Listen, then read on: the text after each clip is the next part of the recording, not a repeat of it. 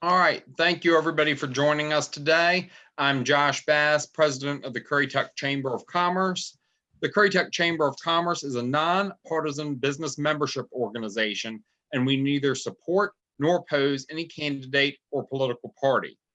This Zoom meeting today is an effort to inform our members and the general public, and it will be recorded and shared on social media after this meeting.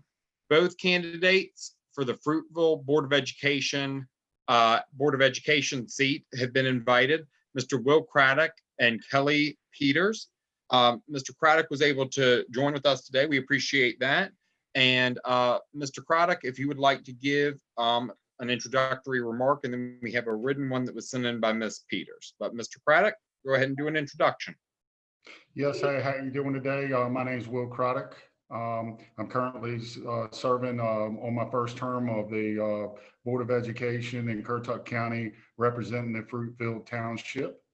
I am a parent, and I have brought a lot of conversation to the board that I feel has been very eye-opening, and I look forward to continuing. All right, thank you, Mr. Crodick, for being with us today. And I will read an introductory statement from Ms. Peters, also running for the Fruitville Township Board of Education seat. From Ms. Peters. First of all, thank you, Josh Bass and the Currituck Chamber of Commerce for holding this event. I'm sorry I could not participate. My name is Kelly Williams Peters, and I am a candidate for the Board of Education for the Fruitville Township. I'm a Knott's Island native. I'm a graduate of Currituck County High School and the University of North Carolina at Wilmington. I have a degree in business management. I'm married, and we have one daughter in 4th grade. I attended Knott's Island United Methodist Church, and I am a Republican. Since my daughter began pre-K at Knott's Island Elementary, I have been a member of the PTA and currently the PTA president. I've been a volunteer coach for T-ball and volunteer for Girl Scouts when needed. I've attended anti-bullying training, communication training, and ethics among workplace training. And I feel my 18 years in local government working with citizens has provided me with communication skills that will be very useful as an elected official. If elected, I have several concerns I'll work to address. The fund balance, it has become dangerously low. 2 audits have pointed this out. There's no need to be a plan in place to raise the fund balance. Accreditation, we have one school accredited, JP Knapp. Our school system should implement a plan for each of our schools to work towards accreditation. Both of these issues have been talked about over the past 3 to 4 years, but there are no plans in place to address the issues. Teachers' assistants, they are valuable to our students. We need more. The state allocates funding with recommendations for teaching assistants at grades K through 3. The system can use these assistants in other places and areas needed besides the K through 3 classroom. I feel certain we need them in those areas, but it appears they are taking resources from one needed to area to put elsewhere. We need to find additional funding to ensure each K through 3 classroom has some help from teachers' assistants. I will advocate for more technology. We have certainly seen since March how important this is. Trade programs, there's been talk of expanding the trade programs. This will benefit our students in our county. There is a need for more high school graduates entering the working world with a trade. If elected, I will work hard to ensure our children have what they need now in order to get the best education. With every decision I make, I will always do what's in the best interest of our children. The safety of students and staff will be a top priority. They are entering a new phase of education with the pandemic. We must take precautions, but it's our duty to ensure students are getting the best education. Please feel free to call or email me with any questions or concern. I respectfully ask for your vote. I am the change we need and the voice you deserve. Thank you, Kelly Williams Peters. All right, I'm going to take my video off, and first question to you, Mr. Crodick. The first question, and this is a follow-up to what Ms. Peters said in her letter, so it's a good segue. There is only one school currently accredited in the Currituck school system, JP Knapp. Do you support accreditation of the Currituck schools, and if so, why or why not? Well, absolutely. Not only do I, not only do I support accreditation, but the third meeting of my term in February 10th of 2017, I had accreditation put on the work session for a discussion, and we had no schools accredited, At that time, They had been considering accreditation starting as back as 2010 through Advance Ed, which is a private firm, but they never acted upon that. And then around 2014, 2015, the state offered accreditation through DPI. They never moved on that, meaning the previous boards.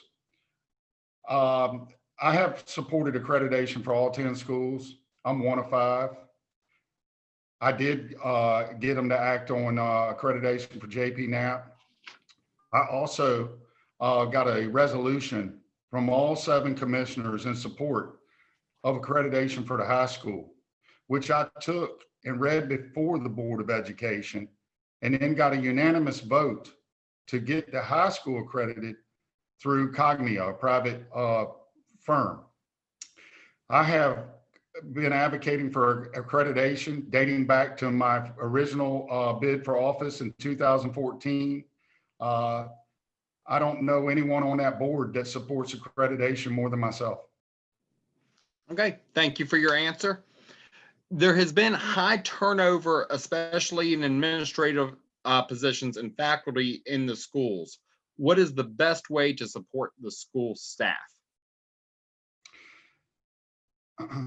Well, I think first of all, we have to treat everybody fairly. So we can't have selective enforcement of policy, is what I've been witnessing, and unfortunately not very happy to report. So if you have a set of guidelines and rules and you only apply them to the people at will, and you have a lot of family and friends that are benefactors of ignoring policy, it makes it very challenging to keep high morale. Also, if you keep a constant selection of intelligent people to keep a solid team together, rather than, it would appear, constantly not promoting people that seemingly would be ideal to promote, only losing them to other systems. You know, I find it difficult to understand that we've had, I believe it's on the neighborhood of 5 to 6 principals in the past decade, and as many as 30 assistant principals at the high school alone. We're on our 3rd superintendent since several of the board members were elected. We got to do a better job. All right, thank you for your answer. Next question. There's been tremendous growth in the northern end of the county. What has the school system done well, and what should be done, in your opinion, to plan for future growth? Well, I think what needs to happen is people need to have an honest discussion with honest numbers. I mean, we had a long-range physical facility study apparently done in 2011 that showed some of these campuses were already at 95 to 105% capacity then. That's darn near a decade. But we didn't communicate that information, so I don't think that was done well. And we've ignored all the signs that would indicate that we're having a problem. So right now we're facing capacity issues at 5 schools, 4 of them being elementary and 1 of them at a middle school. So I think establishing the level of service that we wish to provide, then figuring out a framework, which is the plan as to how to carry that out. And then that translates into how many buildings and how many dollars you need to spend. So we don't have a shared vision and goal between the 2 boards and the community. That's where we need to start. All right, thank you. With schools reopening right now, I believe should be done to ensure student and staff safety in regards to COVID-19? Well, I think that we should try to adhere to the health guidelines. But I'm a little confused that they have certain guidelines for middle school and then different guidelines for K through 5. I just wish that they would be a little bit more consistent with their information. I'm not advocating that we don't adhere to them. I just find it a little troubling. It makes it very challenging to operate the school system when you can have one student in a seat on a bus, but then in these other grades, there's no restrictions. All right. Thank you very much. And this is the last question from us as the chamber. Not all students are college bound. How should the Board of Education assist with vocational students, and what is the proper role that the Board of Education should take in regards to vocational education? I think vocational track is fine. I just want to make sure that we are not lowering the requirements for things like math, and making sure that when they do go down these trade programs, that they are versed to not only perform the trade, but be a master of the trade and be, their own contractor if they wanted to, aspire to own their own company, have their master licenses in whatever field they choose to do. I'm a little concerned that I feel like we act like the trade program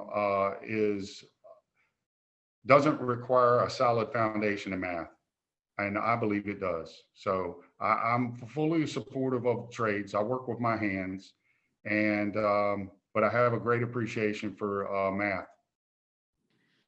All right, thank you. That is it for questions from the chamber. There's time for closing or for you to talk about anything that you think is important that we haven't covered in these questions. Okay. Well, I think it's important to understand that before I got elected, you had a board that voted unanimous for 4+ years, except for one dissenting vote. I think it's important to understand that I brought forward as much questions and transparency by them requiring or insisting that they televise and record their work sessions so you could understand what business was taking place before they go out in the formal meeting and lump it all in the consent agenda, and you don't know, well, really what just happened. I feel it's important that when I got involved, my son was coming out of kindergarten going into first grade. And I was not happy that they were having combination classes and doing away with teachers. So I spoke about that for nearly 8 years, and I'm happy to report that, there was 14 at that time. And then in January of 2018, we hired the last teacher to end combination classes. I feel like if I hadn't been on the forefront of talking about that from a personal experience, those would still exist. I think I've asked a lot of questions that never got asked before. And I think now, particularly as a result of being able to watch those televised work sessions and these board meetings during COVID and people becoming more involved with their students' education, they're starting to understand that there's some things that they might not necessarily be happy with. And we really need to work really hard to make sure that we're providing a high level of service. This industry is going to become very competitive. It's not just going to be public education. We're going to have to compete with private business for this going forward, I believe. And I think we should aspire to be great at it. And we should look to our other counties and other cities to get ideas and bring them back here and see what we're not doing good, see what we are doing good, and get a common vision and build a plan as to how to get there. I also would like to say that I will continue to stand up for the students, parents, and teachers, not the status quo. I will relentlessly challenge the selective enforcement of school policy, nepotism in the good old boy system, and ensure that everyone is treated fairly. And lastly, I would say that I'm not sure that Currituck County wants 2 immediate family members on a 5-member board. I'm not sure that's what they're ready for. And with that, I really, I just ask for you to vote Will Crodick and continue to put students first. All right. Thank you, Ms. I'm sorry, on November 3rd. Thank you. Thank you, Mr. Crodick, for being with us today. And we appreciate this. We will be putting this link out on the Chamber Facebook page, and we just appreciate you doing this. Thank you very much. Thank you.